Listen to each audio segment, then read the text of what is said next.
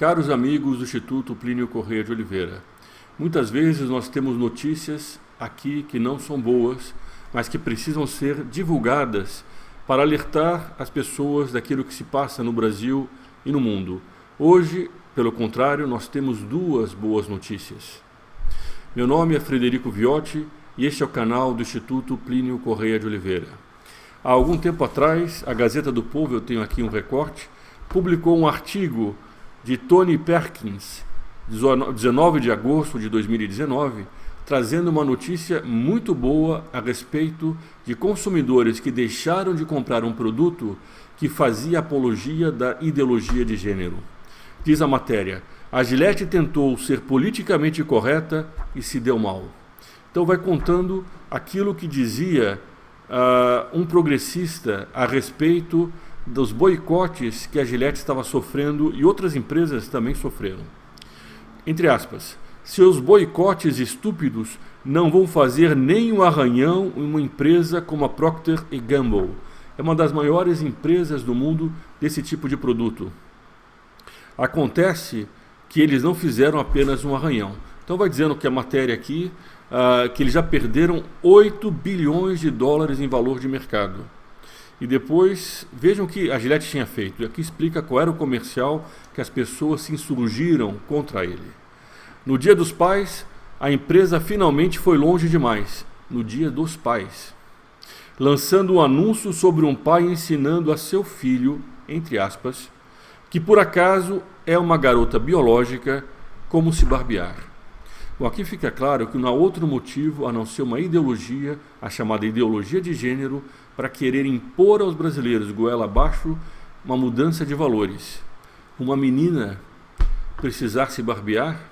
O articulista faz até uma ironia com a Gillette. Diz ele: a Gillette costumava ser o melhor que um homem pode obter. Agora, a empresa nem sequer reconhece o que um homem realmente é.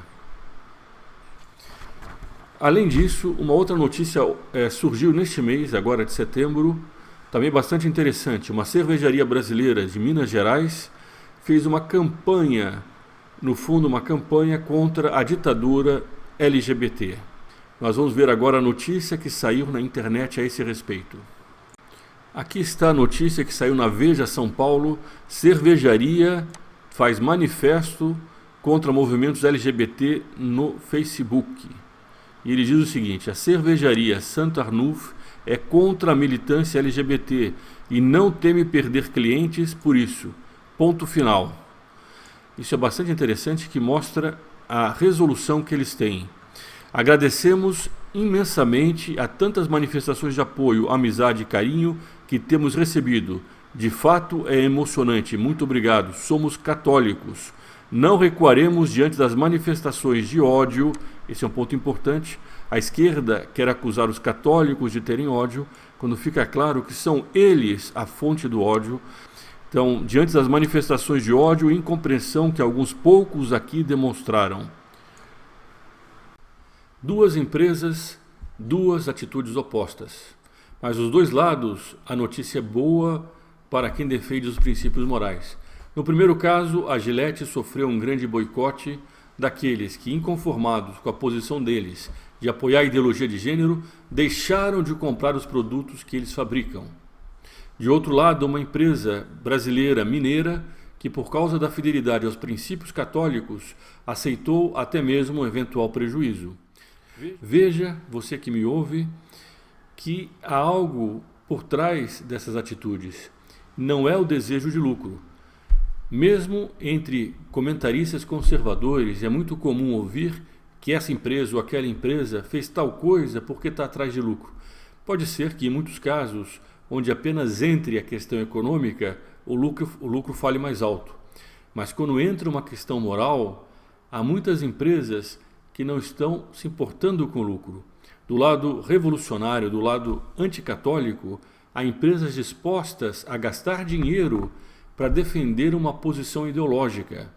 Assim como há empresas como essa cervejaria que, por causa de princípios católicos, enfrentou o politicamente correto, enfrentou a imprensa, porque a imprensa vai cair em cima deles. Eles vão sofrer pressões de todas as formas, vão ser chamados de homofóbicos, vai cair sobre eles o ódio que a esquerda tanto diz que a direita tem. Eles são, por assim dizer, os pais do ódio político. Quando Marx trouxe a ideia do socialismo científico, ele defendeu abertamente a luta de classes, ele defendeu abertamente a ditadura do proletariado. Esse ódio é o motor que faz com que a esquerda socialista, comunista, possa desenvolver a sua atuação em cada um dos países. Agora, como num jogo de mágica, como num passe de mágica, a esquerda começa a dizer que a direita é que tem ódio.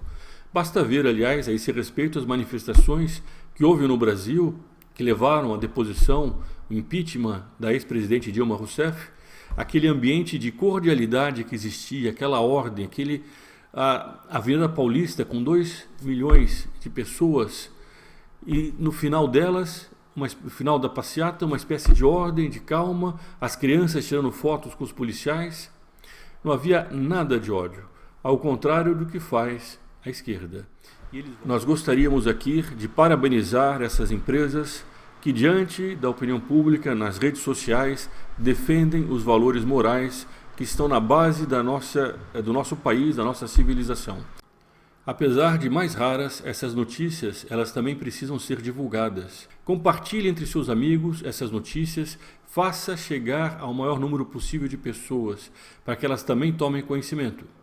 Deixe os seus comentários aqui no canal, inscreva-se se ainda não se inscreveu e não deixe de ativar o sininho. O sininho fica aqui embaixo, mais ou menos onde está o meu dedo, do lado do botão inscrição. Viva Cristo Rei e sua mãe Maria Santíssima.